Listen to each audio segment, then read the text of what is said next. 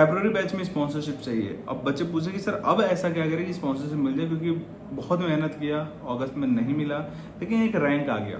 अब उस रैंक पे हमें स्पॉन्सरशिप चाहिए। अब डिपेंड करता है कि आपका रैंक कितना है, ठीक है। अगर 10,000 के नीचे तो definitely there are chances, because Anglo ने तो सीधा बोल दिया कि 12,000 के ऊपर वालों को तो लेंगे भी नहीं वो। तो 12,000 के नीचे वालों you guys are eligible, but ultimately तुम्हारा एलिजिबिलिटी क्राइटेरिया उनके पीसीएम परसेंटेज एंड ये सब चीज़ों पे भी डिपेंड करता है, ठीक है।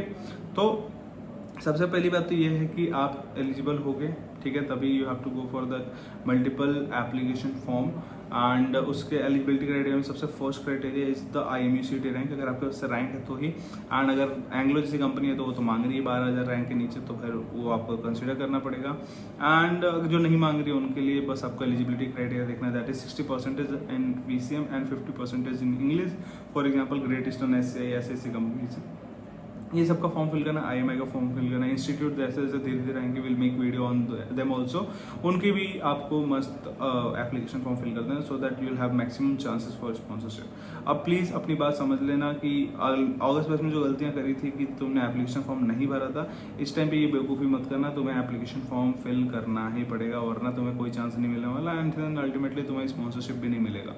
सारे फॉर्म फिल करो, सारे रिटन एग्जामिनेशन दो, get knowledge about written examination. Without knowledge तुम कुछ नहीं करने वाले। अब सिम्स का इतना ईजी एग्जामिनेशन होता है, फिर भी बहुत सारे बच्चे फेल होते हैं, क्योंकि उनको पता ही नहीं होता कि एंड में उनको एक ऐसे या फिर एप्लीकेशन लिखना पड़ सकता है। एंग्लो ईस्टर्न में बहुत सारे बच्चे फेल होते हैं, क्योंकि उनको पता ही नहीं कि इंटरव्यू में क्या क्या चीज़ें पूछी जा सकती है, लास्ट में जो मैथ के क्वेश्चन पूछा है तो वो क्या क्या हो सकता है और ऐसे क्या हो सकता है।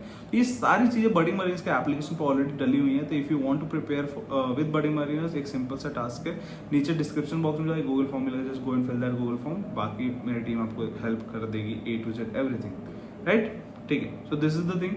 बाकी ये दोनों रिटन एंड इंटरव्यू होते ही आपका प्रॉब्लम आधा से ज़्यादा 75-80% प्रॉब्लम सॉल्व हो गया। मेडिकल इज़ वेरी इजी, ठीक है। अगर कोई क्रॉनिक डिजीज नहीं है तो आप आराम से मेडिकल क्लियर कर सकते हो, ठीक है।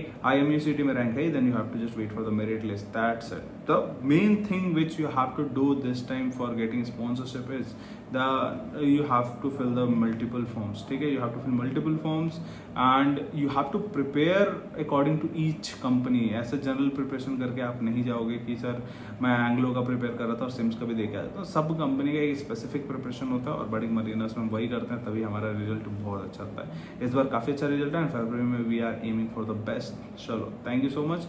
आई होप आपको वीडियो अच्छी लगी, इन्फॉर्मेटिव लगी, तो just give it a like. कोई भी प्रॉब्लम हो तो put in the comment section and channel को सब्सक्राइब जरूर करना है। Thank you for watching this video.